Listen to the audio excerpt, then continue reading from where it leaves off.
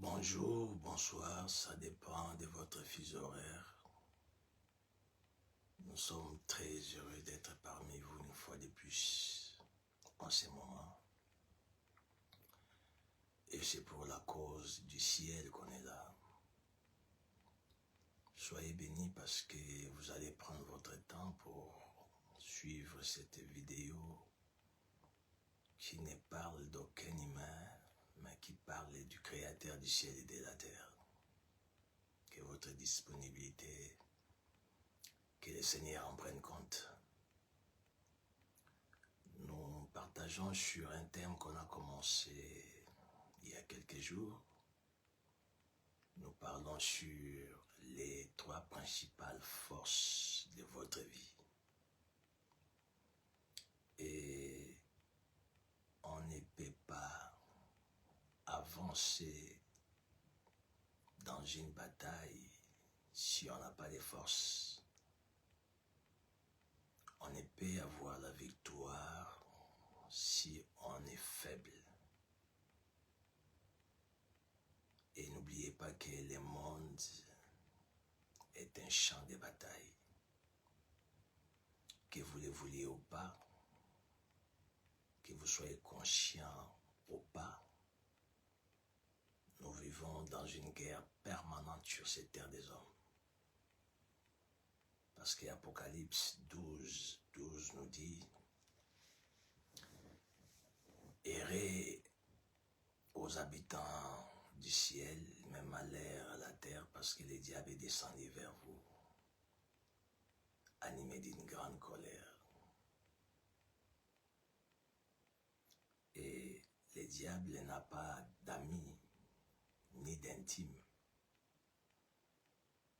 Vous êtes la cible du diable. Je suis sa cible. Et il nous fait la guerre toute notre vie. Et vous devez en être conscient.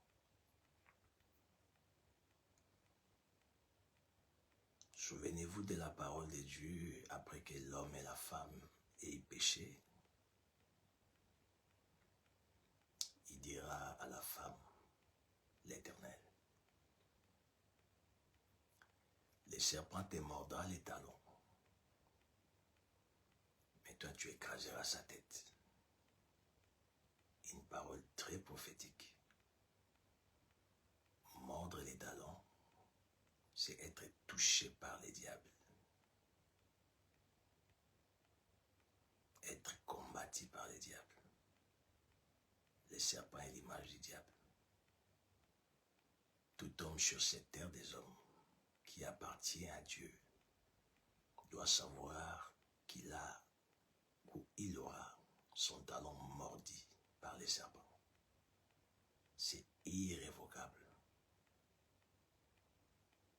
C'est-à-dire, vous aurez des traces, des passages du diable dans votre vie.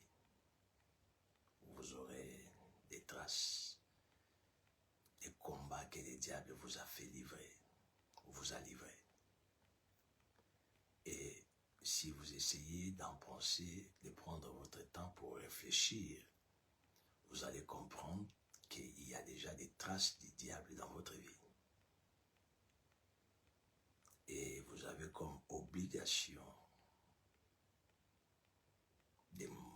pas de mordre celui qui va mordre, mais d'écraser sa tête.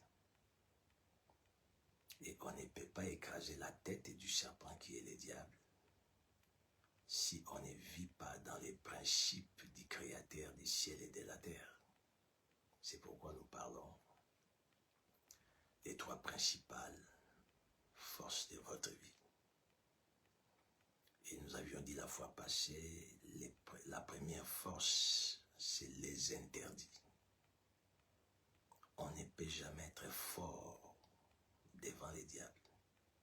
On ne peut jamais être fort sur cette terre des hommes si on ne maîtrise pas le monde des interdits.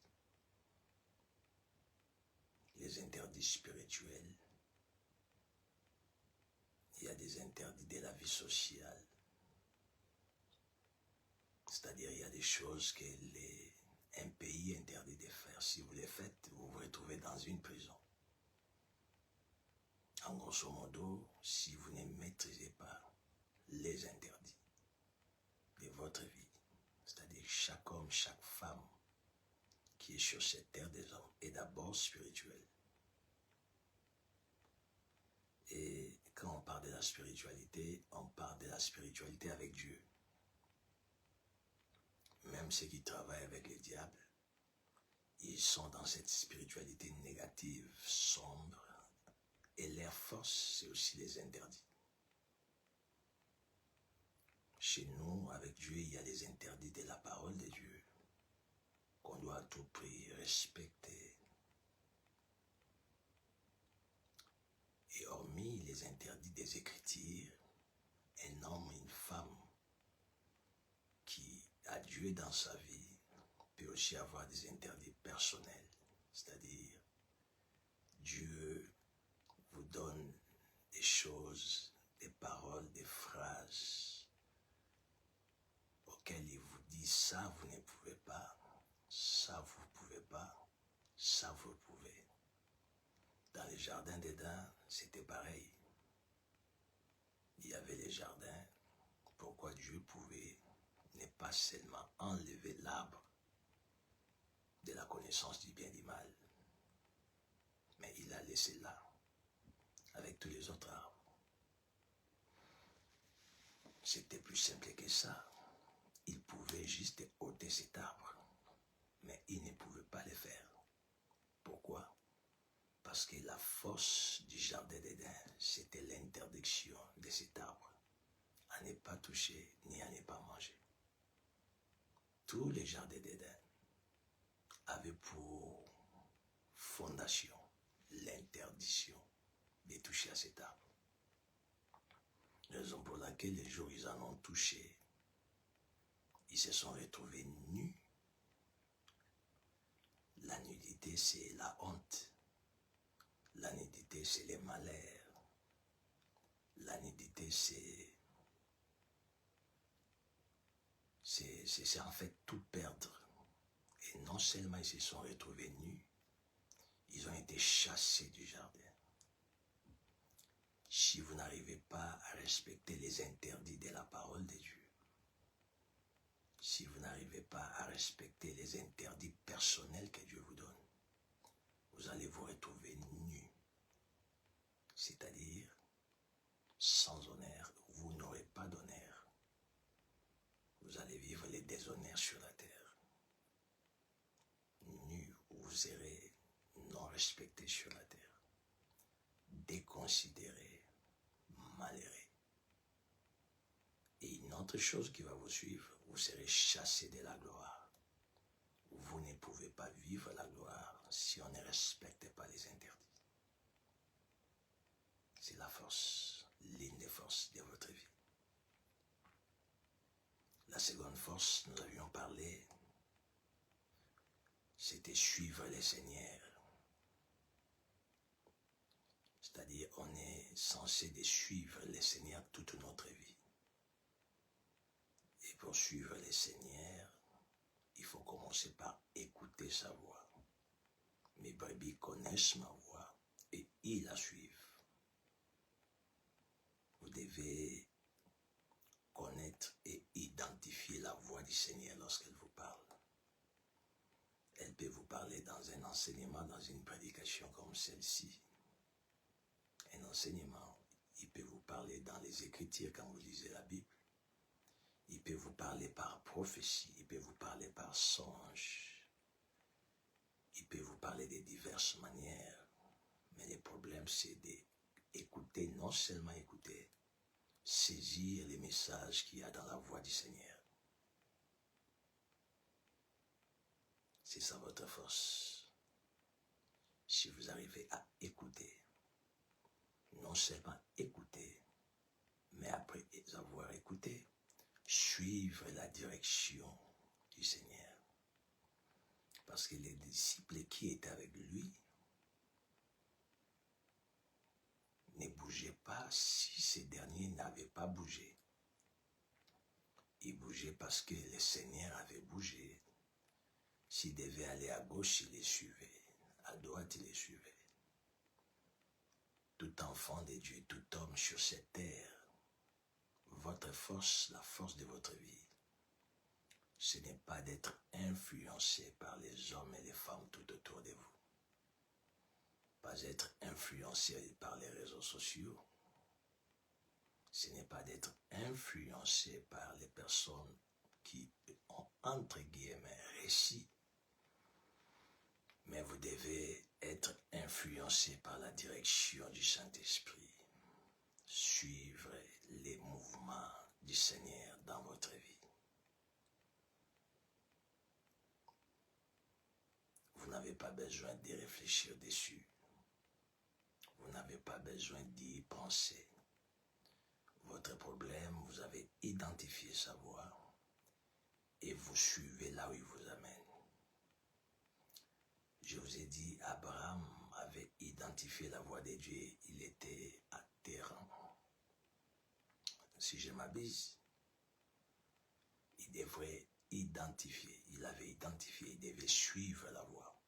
Et vous imaginez la question qu'Abraham devrait normalement poser à Dieu, mais il ne l'avait pas fait. Dieu lui dit, quitte la maison de ton père, ta patrie, va là où je t'enverrai.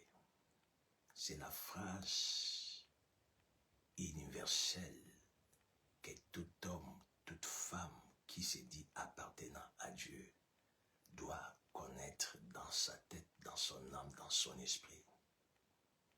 Va là où je t'enverrai. Tu n'as pas à connaître ces lieux où il va t'envoyer.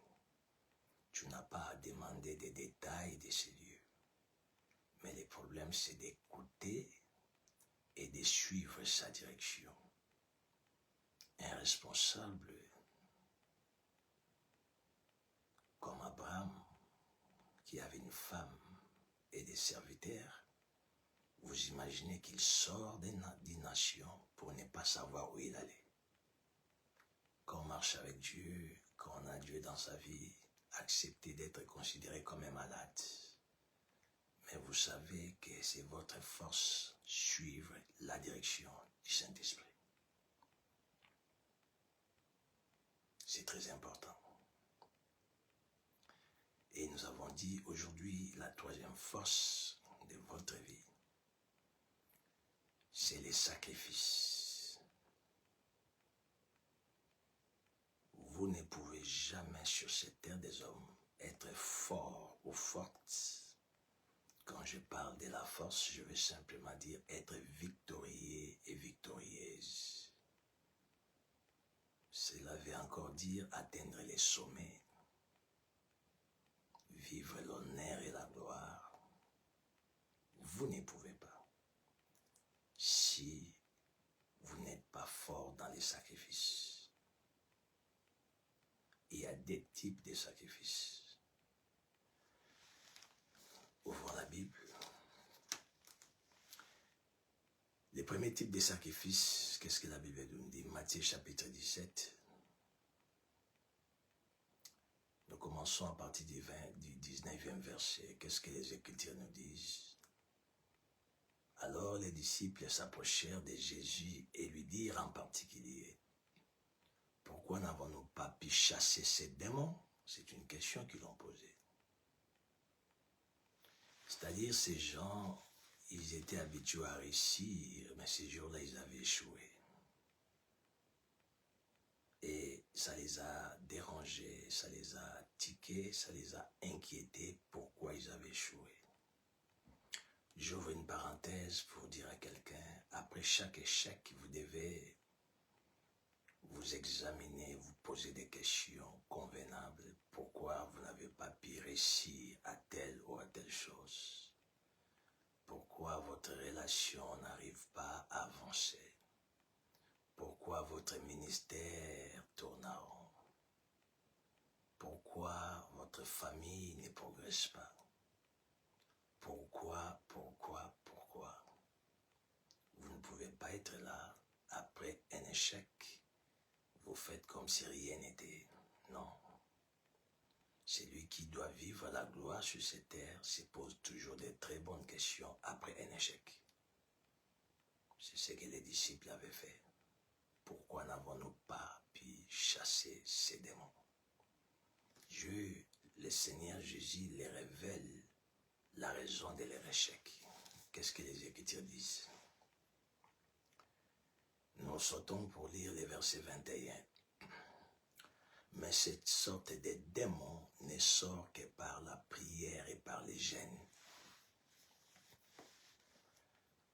Je vous ai dit que la troisième force de votre vie, c'est les sacrifices. Ici, les sacrifices, il y a deux types de sacrifices dont nous parlons. Les sacrifices des jeûnes et prières. Il y a des choses que vous ne pouvez jamais les toucher, les palper, les vivre dans votre vie si vous ne jeûnez pas. Jeûner, c'est-à-dire refuser de manger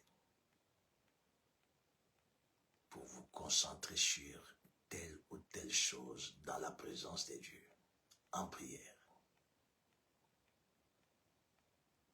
Jésus leur dit, cette sorte de démons. Il y a des choses derrière ces certaines choses se cachent des grands géants spirituels, diaboliques. Et laissez-moi vous rappeler que dans le monde spirituel, il y a des échelons. Tous les esprits n'ont pas les mêmes dimensions et les mêmes catégories. Même au ciel, tous les anges n'ont pas les mêmes catégories. Ils sont différents. Il y a des anges, il y a des archanges, il y a des êtres vivants. Il y a des 24 vieillards et il y a plusieurs types d'esprits au ciel. C'est pareil avec les esprits qui nous combattent, qui sont dans les royaumes des ténèbres. Il y a certaines choses dans votre vie, certaines victoires. Pour que vous arriviez à la voir, vous devez jeûner.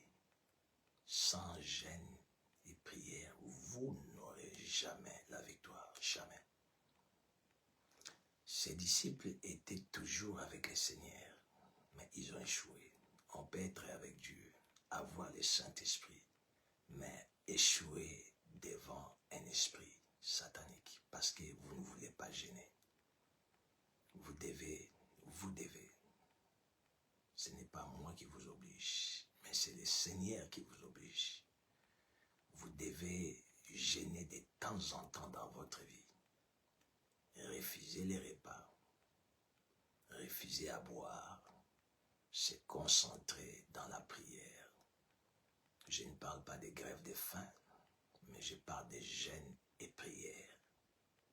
C'est-à-dire, vous ne mangez pas.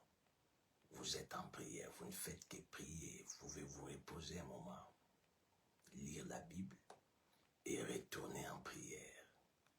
Vous prenez l'autorité sur ces forces négatives qui se cachent derrière la chose que vous voulez avoir, derrière les projets que vous voulez atteindre. Il y a des esprits derrière des réussites, il y a des démons derrière des victoires.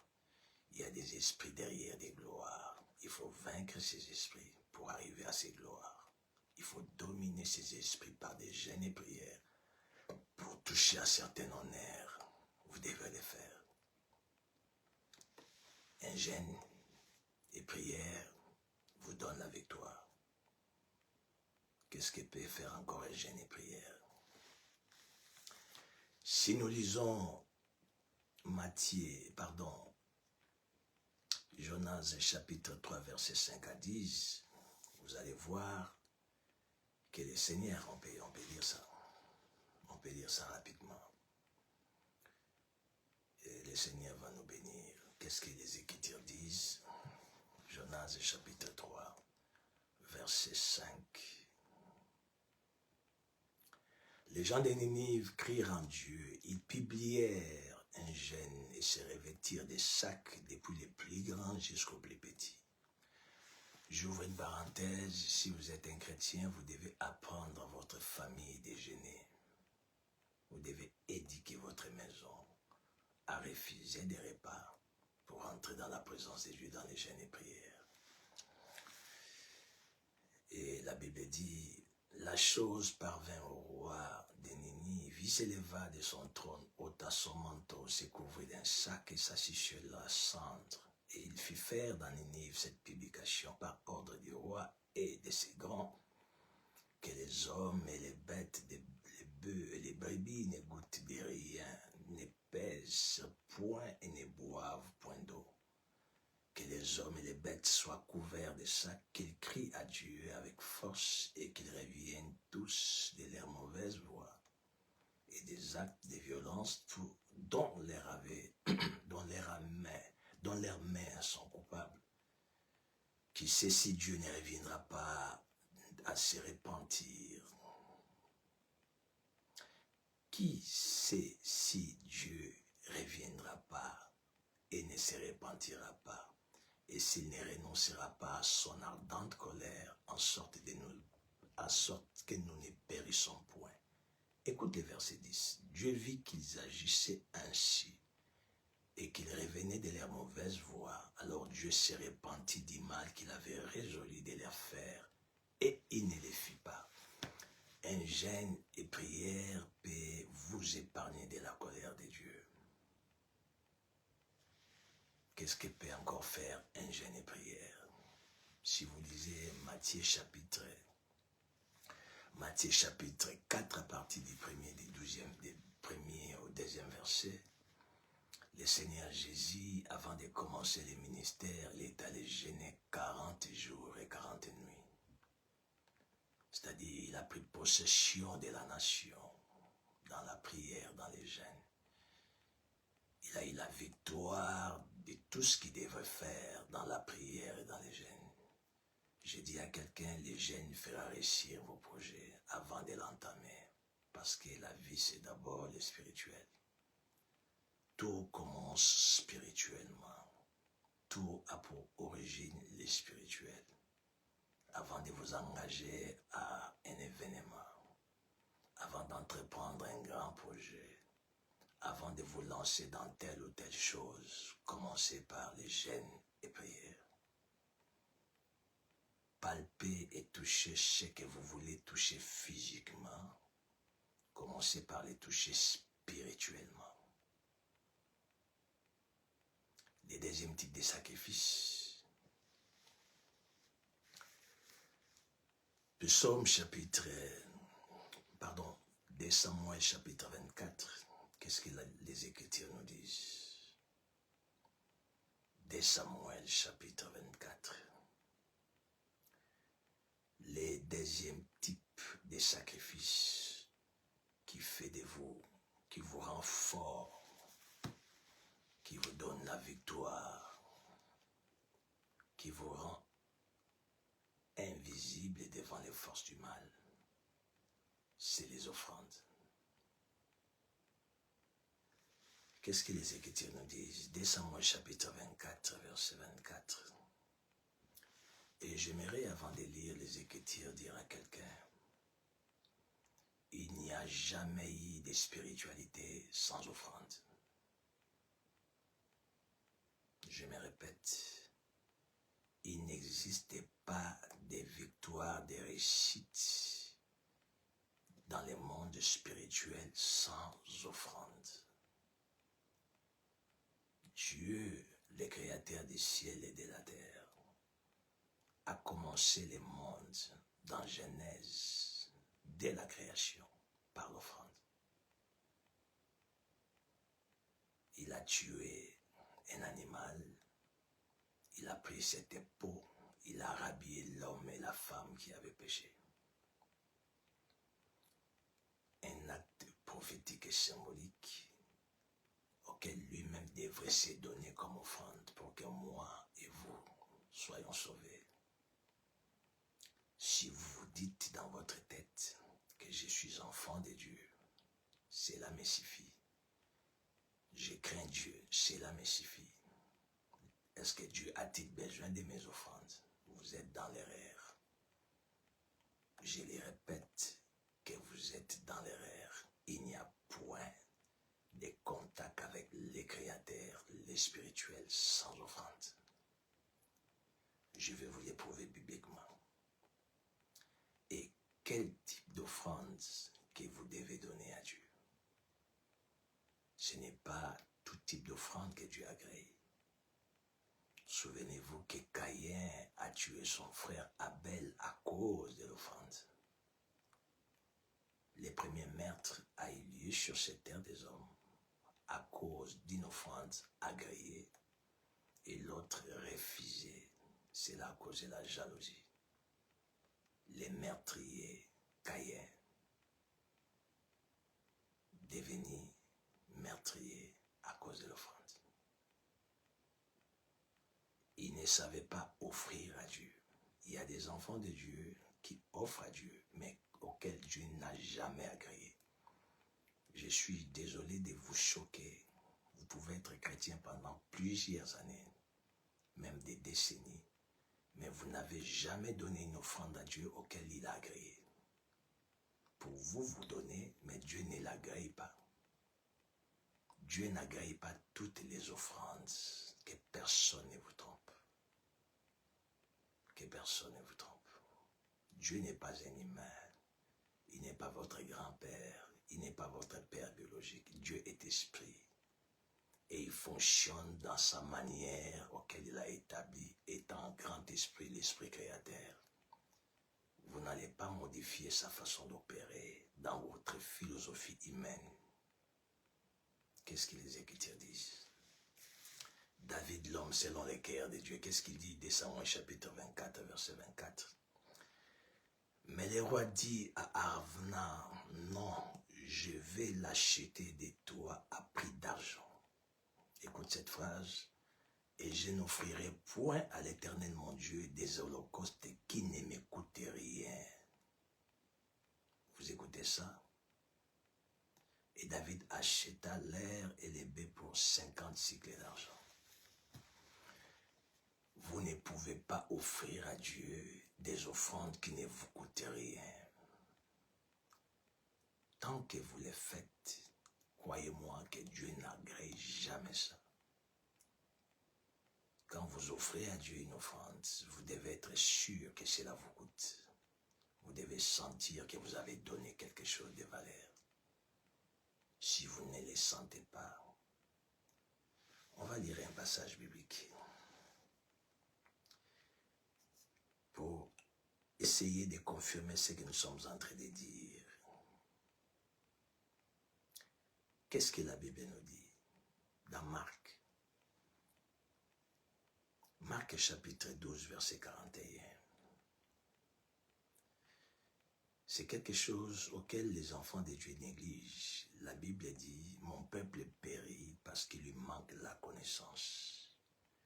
Si vous ne connaissez pas ces choses, vous allez vous mettre à prier seulement. Prier, vous allez vous mettre à craindre Dieu seulement, mais vous êtes faible.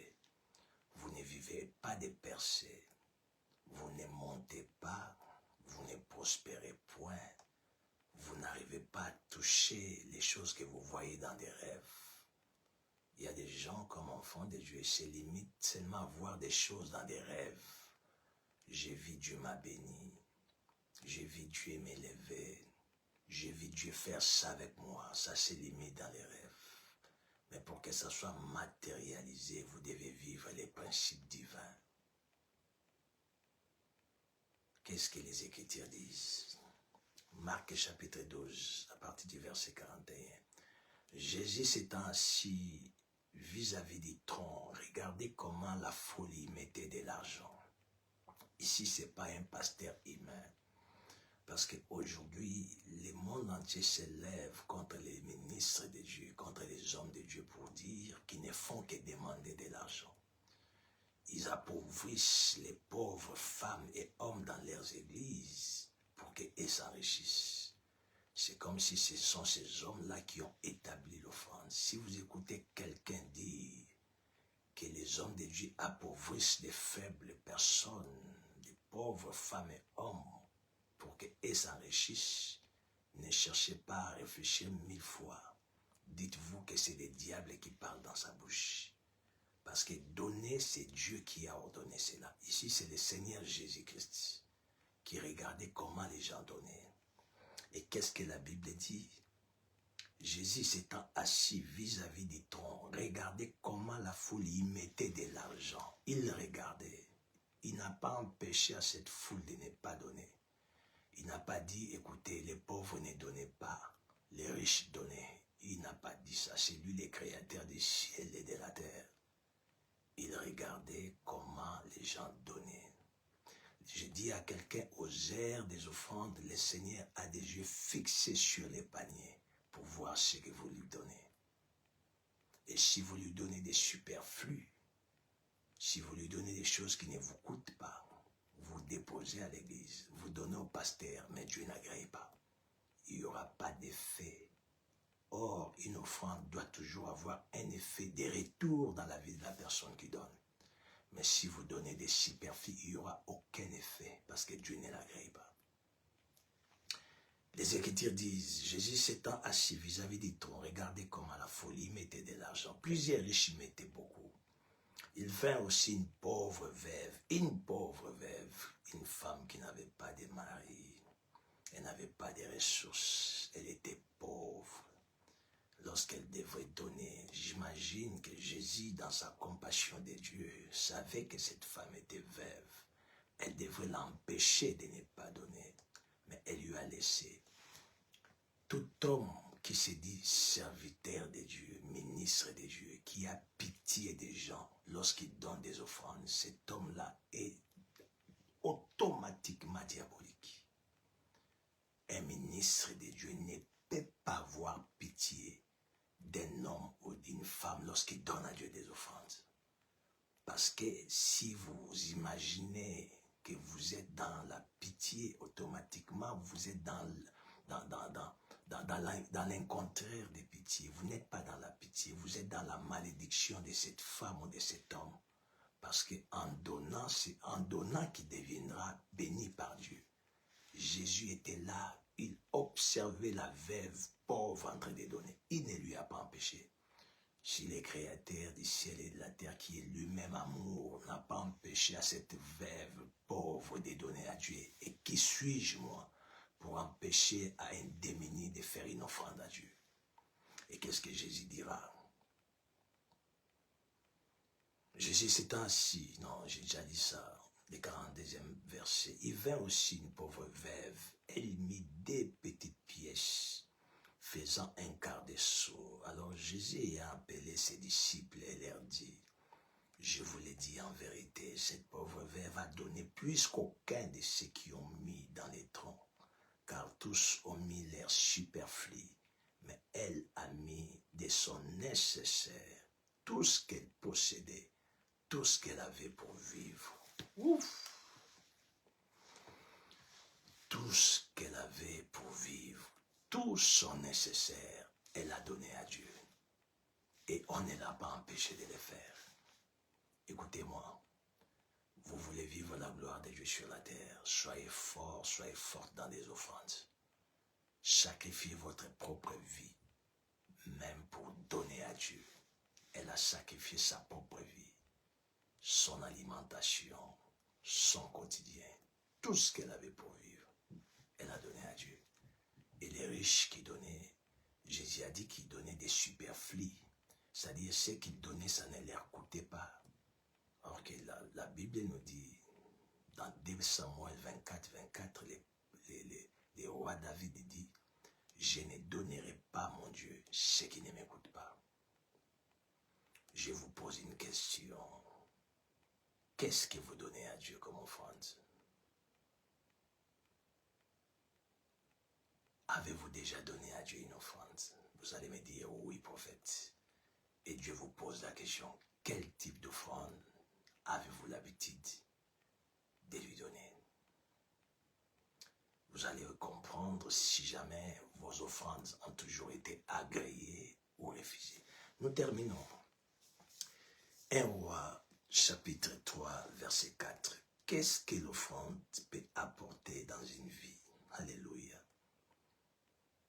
Qu'est-ce que l'offrande peut apporter dans une vie? 1 Roi chapitre 3 verset 4. Qu'est-ce que les Écritures disent? Le roi se rendit à Gabaon pour y sacrifier, car c'était les principaux des olieux. Salomon offrit 1000 holocaustes sur l'autel. Il était fils du roi David. Son père les avait enseignés que vous ne pouvez pas donner à Dieu ce qui ne vous coûte pas. Lorsqu'il devint roi, avant même qu'il le devienne, il appliquait ces paroles que son père leur enseignait. Je parle à un enfant de Dieu, père ou mère responsable. Enseignez à vos enfants dès leur bas âge comment donner à Dieu. Donnez-leur de leurs mains des offrandes tous les jours des cultes, des offrandes qui leur coûtent. Dites-leur, vous devez donner à Dieu ce qui vous coûte. Et Salomon, avec l'enseignement de son père, il en a appliqué.